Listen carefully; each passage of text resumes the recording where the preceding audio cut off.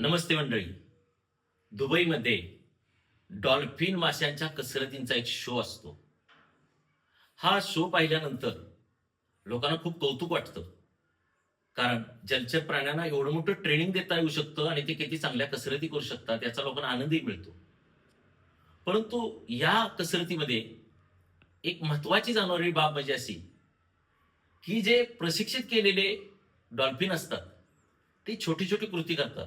या छोट्या-छोटी कृती केल्यानंतर, परत आल्यानंतर त्यांच्या कोचकडून शाबासकी म्हणून त्यांच्या पाठीवर हात फिरवला जातो आणि त्यांच्या तोंडामध्ये एक छोटासा मासा टाकला जातो.